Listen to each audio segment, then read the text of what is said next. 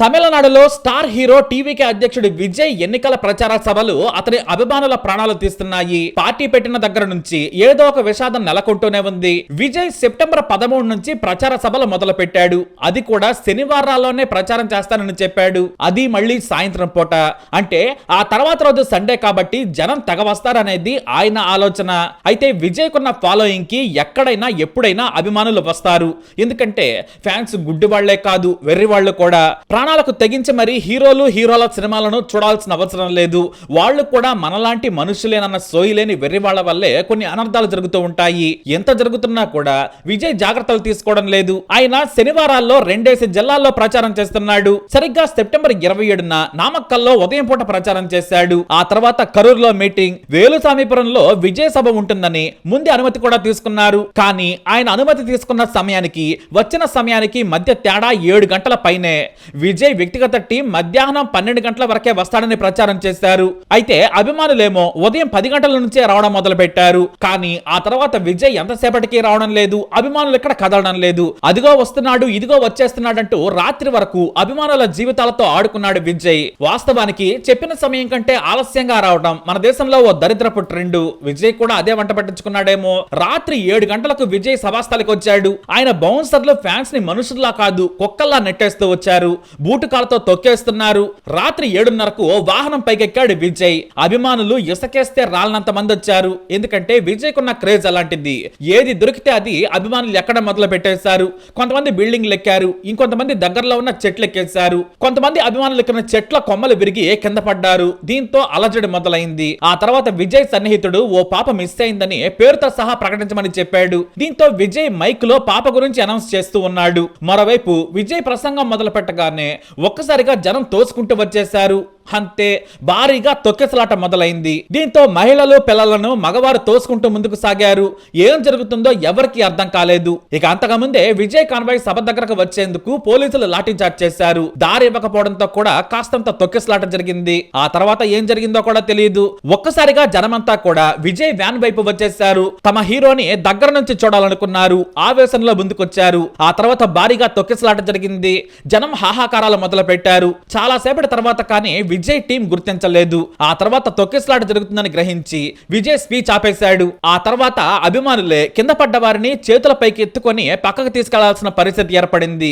దగ్గరలో ఉన్న పోలీసులు పరిస్థితిని గమనించారు. కానీ క్రౌడ్ కంట్రోల్ చేయలేకపోయారు. అప్పటికే జనాలను తొక్కుకుంటూ వెళ్లారు. మొత్తం 40 మంది చనిపోయారు. కేవలం తొక్కిసలాట్లో చనిపోయిన వారి వీరంతా.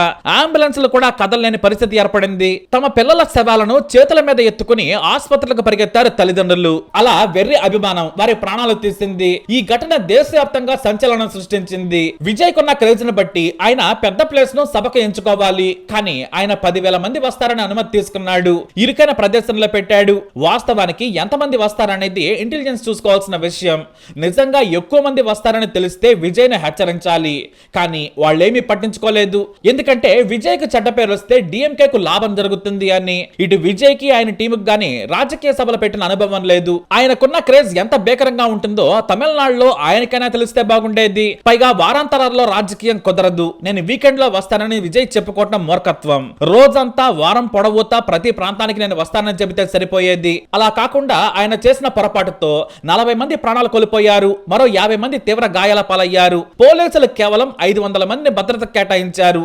10,000 మంది వస్తారన్న అంచనాతో వాళ్ళు కేటాయించారు. కానీ సభకు 30,000 మందికి పైగా వచ్చారు. ఇంకా దారుల వెంబడి లెక్కేసుకుంటే మరో 10,000 మంది పైనే ఉంటారు. పార్టీ శ్రేణులు ఎక్కువ మందిని రాకుండా కంట్రోల్ చేయాల్సింది. మేము ప్రతి ఊరు వస్తాం, బయట ప్రాంతాల నుంచి అభిమానులు రావద్దని చెప్పాల్సింది. పైగా విజయ్ 12 గంటలకే వచ్చి ఉంటే ఇంత ఘోరం జరుగుండేది కాదు. సమయ పాలన చేయని వాళ్ళు పాలన చేస్తాం, ముఖ్యమంత్రులు అవుతామంటారు. ఆ రోజు రాత్రి విజయ్ ఎంత జరిగినా కూడా ఇంటికి వెళ్లిపోయాడు. చెన్నైలోని తన ఇంట్లో భద్రత మధ్య హాయిగా పడుకున్నాడు. ఆ మర్నాడు పేపర్లో మీడియాలో తాను చేసిన తప్పు తెలుసుకున్నాడు.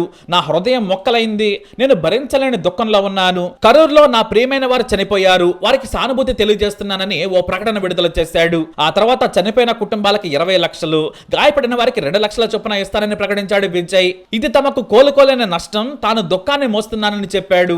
ఆయన మంచితనం అందరికీ తెలిసిందే, కానీ ప్రాణాలు పోయే పరిస్థితి వరకు వస్తే మాత్రం ఎంత మంచి చేసినా దండగే. ఎంతో భవిష్యత్తున్న చిన్న పిల్లలు విజయ్ సభ కారణంగా చనిపోయారు. ఇందులో ఆయన తప్పే కాదు, ప్రభుత్వం తప్పు కూడా ఉంది. ప్రభుత్వం ముందే అంచనా వేయాలి. పోలీసుల ఇంటెలిజెన్స్ లు విజయ్ తో మాట్లాడాలి. క్రౌడ్ కంట్రోల్ చేయలేం, ఇలా మీరు ఇరుకు ప్రాంతాల్లో పెట్టద్దు, పెట్టినా అనుకున్న సమయానికి వచ్చి వెంటనే మాట్లాడి వెళ్లిపోవాలి, సోషల్ మీడియాని ఎక్కువగా ఉపయోగించుకోండి అని చెప్పాలి. కానీ ఇక్కడ చెప్పలేదు. ఎందుకంటే డిఎంకే ప్రభుత్వం విజయ్కి ఎందుకు మద్దతు ఇస్తోంది? ఇవ్వదు. తమ శత్రువుకు చెడ్డ పేరు రావాలనే కోరుకుంటోంది. మొత్తంగా పోలీసుల వైఫల్యం, విజయ్ అనాలోచిత నిర్ణయం మనుషుల ప్రాణాలు తీసింది. ప్రగాఢ స్థానబోతులు లక్షల ప్రాణాలు తీసుకురావు. కానీ విజయ్ కు డిఎంకే నేత సీఎం స్టాలిన్ స్ట్రోక్ ఇచ్చారు. కరూరులోని పరిస్థితి నాకు ఆందోళన కలిగిస్తోంది.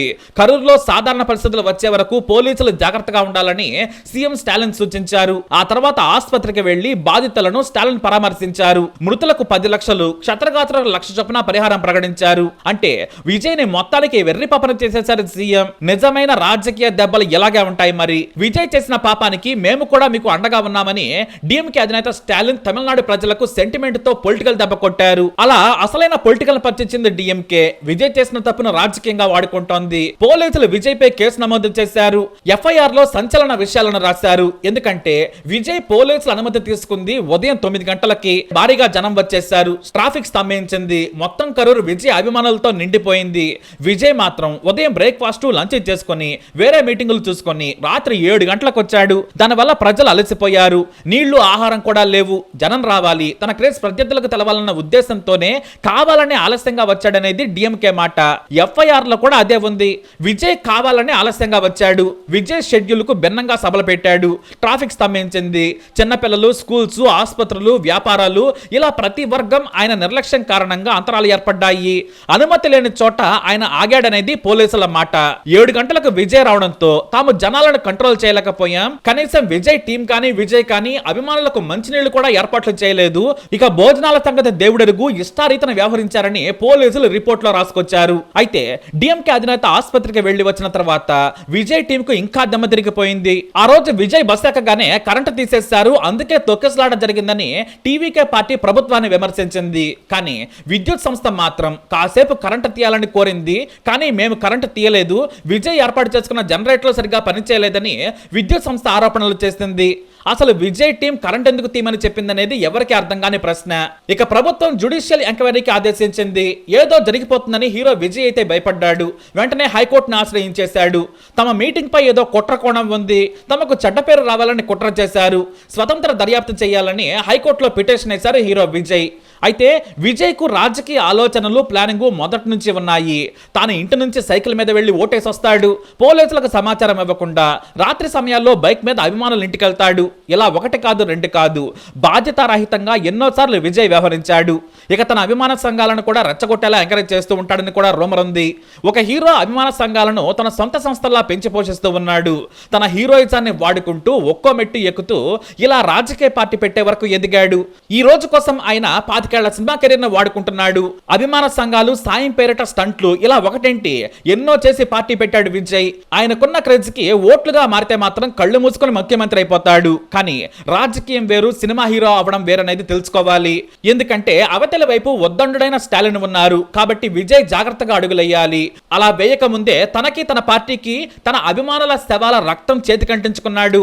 ఇక నుంచైనా బాధ్యత, క్రమశిక్షణతో ఆయన ముందుకు సాగాలి.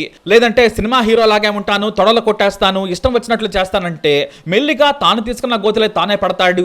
ఎందుకంటే ఒకరు కాదు, ఇద్దరు కాదు, 41 మంది ప్రాణాలు గాల్లో కలిసిపోయాయి.